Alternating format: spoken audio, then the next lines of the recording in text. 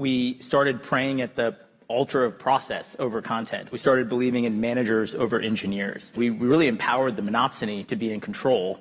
And we forget, like, when we were building ICBMs, the services were competing against each other. When Admiral Rayborn was building submarine-launched ballistic missiles, he had 4 competing programs going on here. And there's a fundamental reality that innovation is messy and chaotic. And we have all these well-intentioned rules and regulations that are effectively barnacles of bureaucracy that we've accumulated. You know, they intend to make sure nothing bad can happen, but you can't lop off one end without lopping off the other end too. It also ensures that nothing good can happen either. It's actually believing in the primacy of process over the primacy of people that's led us here.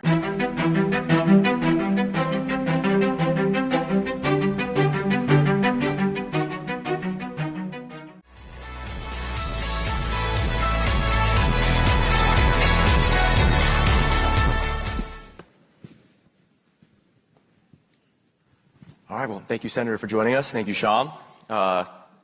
As you guys know, the focus of this panel is going to be on the Great Defense Reformation, a title that, Shyam, you've aptly championed recently, which we'll talk about.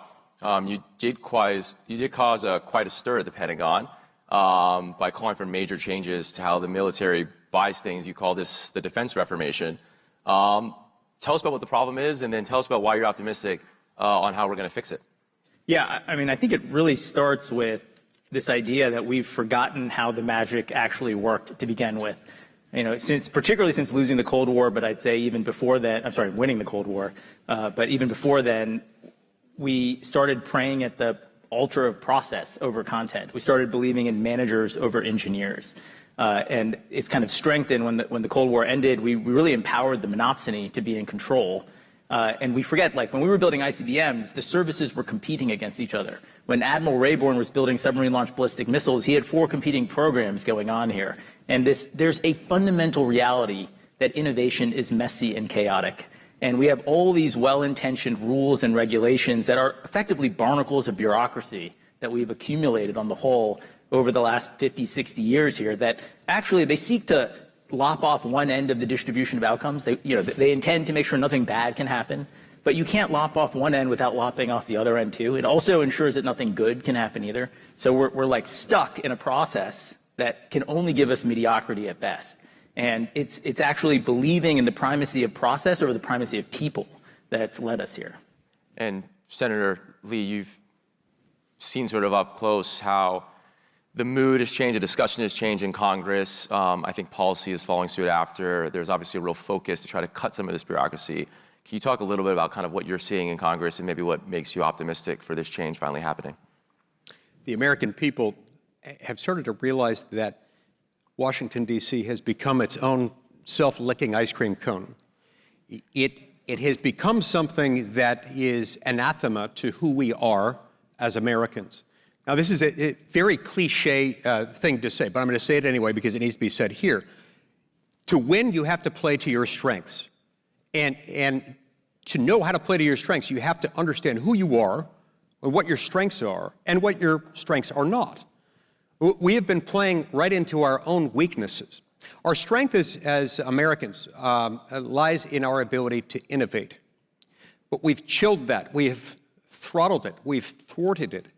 By confusing the roles of government. But let me just explain briefly what I mean. When we look at the bureaucracy within the federal government, regardless of where it is, we'll start with the Defense Department. You might see some of the bureaucratic officials at the Pentagon, if you're a defense contractor, as customers. And you'd be right, they are customers, but they're also something else. Whether they're at the Pentagon or somewhere else, they also serve in a different position of permission grantor. And the ability to give permission also includes necessarily the ability to withhold permission. And when you do that in perpetuity, indefinitely, you chill innovation and you create this kind of monopsony condition that Shyam described quite appropriately. And so we've got to get a handle on the bureaucracy. This is a complicated problem that has been brewing for about the last 85 years. But fortunately, there are simple solutions to it, and look forward to talking more about some of those solutions today. But I think a lot of it starts with getting a hold of our bureaucracy. through reforms like the REINS Act, which would allow the American people to take charge of their own government again. You know, my copy of the Constitution in Article 1, Section 1 and in Article 1, Section 2 makes very, very clear that you cannot make a federal law without Congress, without both houses of Congress adopting the same legislative text and then submitting it, transmitting it to the president for signature, veto, or acquiescence. What does this have to do with defense contracting and developing our military edge? Well, it has everything to do with it. Because these same entities, these same bureaucratic regulators that are there that you may see as customers if you're a defense contractor are also permission grantors. So who grants permission to the permission grantor to be the grantor of permission? Well, it's Congress. We have messed this up. And we've done it over the course of the last 85 years or so by passing laws that are squishy, that say basically we shall have good law in area X. We hereby delegate to commission or department or agency or bureaucracy Y the power to make, interpret, and enforce rules carrying the force of generally applicable federal law that are in fact law, and then to grant or withhold permission, usually granting it penuriously at best. This is how we get beat by China. China has none of this. We have to overcome it by playing to our strengths. We play to our strengths when we return to our constitutional moorings, and there's no better way of doing that than through reforms like the REINS Act, which would require these regulations to go through both houses of Congress and be affirmatively passed by Congress before they may take effect. And Shyam, you know, the senator appropriately touched on the importance of trying to have powers be separated. This topic on federalism has been a long debate and topic for a long time, and you know, we need to get back to undoing some of the derivatives of this market structure. You also talked a lot about not just pulling back the regulatory state in your paper, but you also talked about how we bring more competition as a way to counterbalance that. Can you describe how, one, what you're seeing now in the government's role and what things are changing to bring back competition within sort of procurement, but then also talk about maybe further efforts that we need? Yeah, I think we've actually, we got competition wrong. The popular narrative after the Last Supper is that's the moment where we went from 51 primes down to 5, and we lost competition in the industrial base. The real thing is we lost competition amongst the organs of government, and that when the government has a monopoly on how they're going to pursue something, there's no competitive threat, there's no fitness function, there's no one challenging your ideas. That's why the example of Rayburn having 4 competing programs really mattered. There was actual technical risk, and how are you going to build a submarine-launched ballistic missile? Should it be solid fuel? Should it be liquid fuel? There were competing ideas and designs. And to the point of Congress and the bureaucracy, they actually asked Rayburn, give me the Gantt chart of Gantt charts. Tell me when this thing's going to work. And he came up with something called PERT. He uses the latest in Monte Carlo, this is in the 60s, I think, or maybe late 50s, Monte Carlo simulation and decision analysis, and it produced the Gantt chart of Gantt charts. It was all bullshit. It was a smoke screen to give to the bureaucrats so they had a pretty piece of paper to look at so he could protect the engineers to do the hard, messy, chaotic work that no one could predict when it was going to work. And it gave us Polaris, and it gave us faster and cheaper because he competed in doing it. But when we look at history, we see lots of these examples. One of my favorite stories is the Higgins boat, the boat that won the war, according to Eisenhower. Andrew Higgins saw Chinese bootleggers had built these really interesting amphibious landing crafts in the 20s. And at his own expense, he was a shipbuilder in Louisiana. At his own expense, he built an amphibious landing craft. He brought it to the Navy. The Navy wouldn't even let him compete.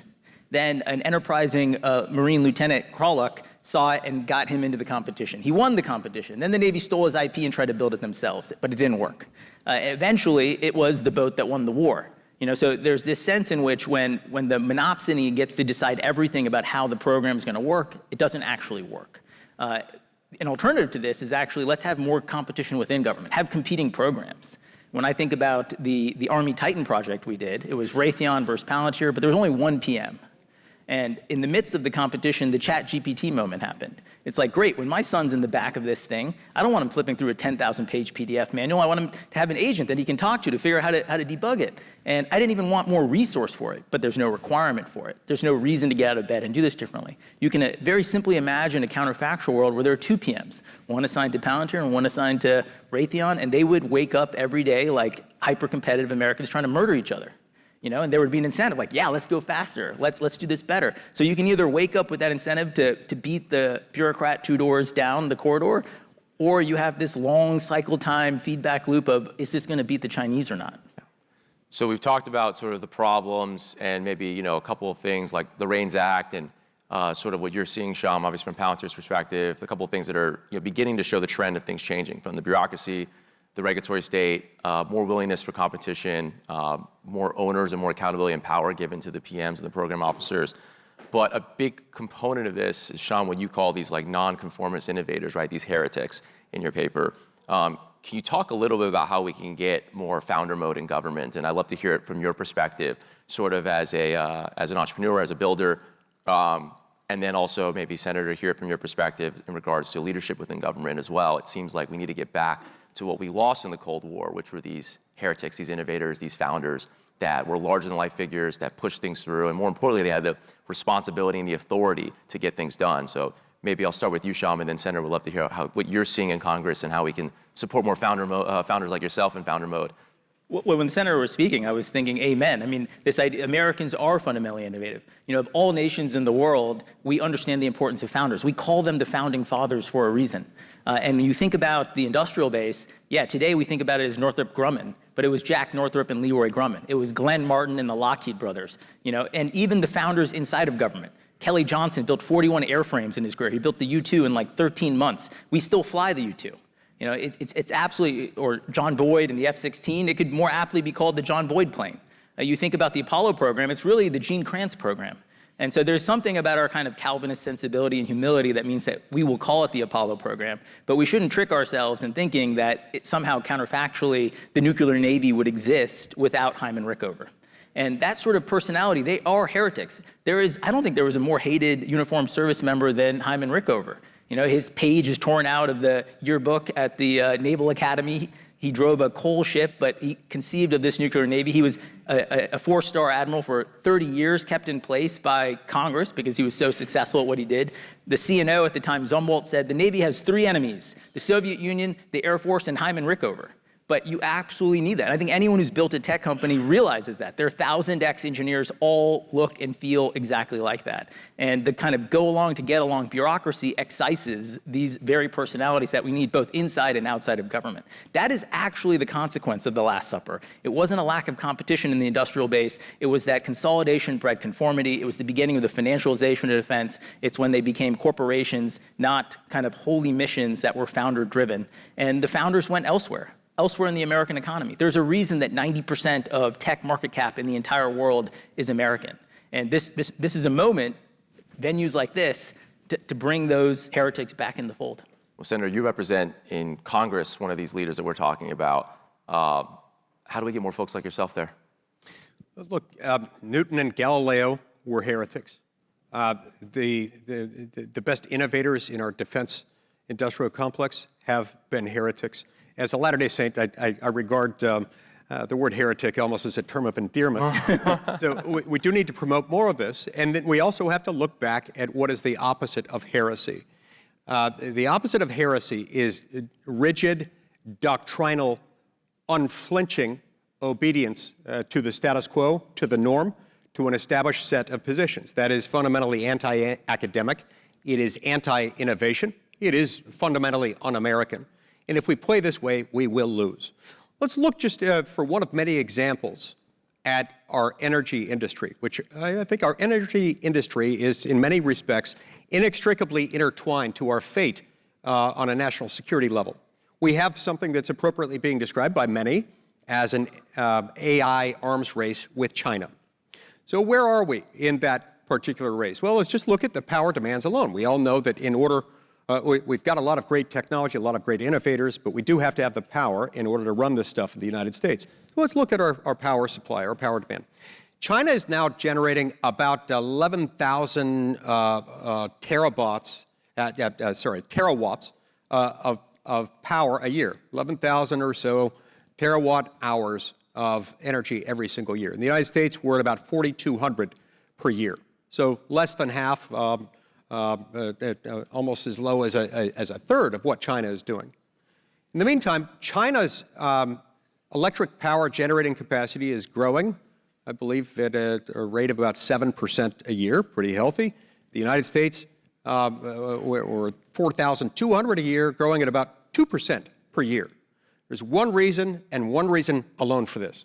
We've got innovation, we've got technology, we've got the ability to innovate. But we have cobbled together this Byzantine labyrinth of federal regulations. Last year alone, 100,000 pages of new law were foisted upon the American people in the form of federal regulations. Now, we call them regulations. It's a bit of a euphemism because in reality, they're just laws. They're just laws that are made by unelected, unaccountable bureaucrats, people who will never stand for election. Those 100,000 pages last year, which is roughly the recent norm in terms of annual output in the Federal Register, but those were unusual in one respect. They cost the economy an estimated $1.5 trillion just for 1 year's worth of new regulations. Ladies and gentlemen, we will never, ever be able to catch the Chinese, much less beat them in the AI arms race, unless we can get our act together on energy. And unless we can get our act together on energy, not only can we not compete adequately in the AI space, but that's going to adversely impair our national security efforts. And so I mean this very sincerely when I say this is an existential threat. The federal bureaucracy, like any organism, has an instinct to survive. And in order to understand any organism or any system in a computer language or model, you have to understand its purpose. To look at its purpose, you look at what the thing does. Our federal bureaucracy grants permission, or better said, withholds it. We've got to figure out a way to turn that around. I don't know of a better way to do that than through the REINS Act. There are other things, including a regulatory budget requirement and some things like that. But we do have to radically overhaul this, because not only is it contrary to our fundamental constitutional structure, it is also undeniably, irreconcilably at odds with our national defense priorities. How can the tech community work with you to see this through? Obviously, you talked about the REINS Act. Let's make this practical, right? What are things that we can do now? I am so glad you asked that. Congress is in a good position right now that it can force change, because the American people, regardless of what their political affiliation may have been in the past, is becoming more skeptical of government. So as far as the tech community and what it can do to help, when you're in town, or whether you're in town or not, a lot of you have access to senators and congressmen, and they'll listen to you. Please encourage them to do this. It can't be something as loose. Everybody in this town has grown very fond of late of saying, yeah, we need regulatory reform, we need permitting reform, and all that's undeniably true. But that's kind of like saying, the sun is going to rise in the east tomorrow, and I may have bad breath when I wake up in the morning. It is not insightful at all. What we need is a specific proposal. And so if you want to help, I think the very best way you can help is to ask your senators and congressmen, what are you doing to pass the REINS Act? What are you doing to try to figure out how to pass it through budget reconciliation? If we could do that, we could do it with a simple 51-vote majority in the Senate. Or if it can't be done through reconciliation, if it can't survive the Byrd process, which that is not at all clear to me that it can't yet. But if it can't, what are you doing to identify a must-pass vehicle, a must-pass bill to which you're willing to attach that to make sure that it passes? We do not survive this without the REINS Act. I'm confident of that. Shyam, maybe we'll reverse the question. In your conversations with government, you guys have been working with the government for decades now. What more can the government do to solve this problem and make it easier for tech companies like yourself? But really, you've pushed the door open, broke the door through for all the startups in our ecosystem as well. So what can government do more for tech now? Well, I think it's doing it. I mean, this administration with the EOs around the Federal Acquisition Streamlining Act, buying commercial, these are seminal things. These are the reasons that both SpaceX and Palantir had to sue the government, just to get the right to compete. And there is, at some very fundamental level, you either believe in the free market or you don't. And everyone, including the Chinese and the Russians, have basically given up on communism except for Cuba and the DoD, or more broadly, the federal acquisition system. Right? It is an undue burden to be a monopsony, to have to think of every idea and every product on your own. If Andrew Higgins figured it out, if Intel is building chips, don't try to reinvent those wheels. Draft on the massive tailwinds that you get from the free market and commercial innovation. You get a huge amount of fitness for that. So if you go back to when the Berlin Wall still stood, 89, only 6% of major weapon system spending went to defense specialists. 94% of it went to what I call dual purpose companies. Chrysler built cars and missiles. Ford built satellites until 1990. General Mills, the cereal company, built torpedoes. It was a very different structure of the economy. And over time, we've put all of the people really that not only serve DoD, but the government on the Galapagos Islands over here. And yeah, you get these really beautiful, exquisite tortoises, but what happens when you bring them to the mainland? They're not actually competitive. All the selection pressure that competitive American innovative companies face every single day to innovate and win in the marketplace does not exist in the same way. And the government and the taxpayer deserves to draft off of that. So that's one really important. And it gives you the second thing, which is I think one of the key issues in government is without leaning on commercial items, there's this siren song of efficiency over effectiveness. And you have to realize these are two separate concepts. Like everyone wants to be efficient, but only efficient on things that actually work. So you actually have to solve for effectiveness first. That's what you're going to get from the commercial selection pressures. And then you can focus on efficiency. And it's the inability to hold the kind of duality that's necessary here that I think costs us a lot. Why do you have one program? What's the most common pushback to competing PMs? Well, we don't have the resource to do that. That sounds duplicative. Well, that would be true if we thought every one of these programs actually succeeded and was being run as efficiently as possible, right? But first, you got to get to effectiveness to drive efficiency, and I think you would find you get both. I mean, you've had some pretty innovative ideas, and you guys have been a part of some of these discussions. Can you, and maybe from both of you, I mean, outside of the REINS Act, what are other policy ideas or initiatives that you would like to see or changes within this bureaucratic regime, right, outside of cutting red tape? What are some high leverage things that we could also kind of focus on or push for? Maybe I'll start with you, Shyam, and then we can end with you, Senator. I'll throw two out there. The first is that all of these processes need to have an SLA. There's some sort of expectation of how long these things should take. When we were conceiving of NEPA, did we think it should take 4 years? What was the baseline expectation?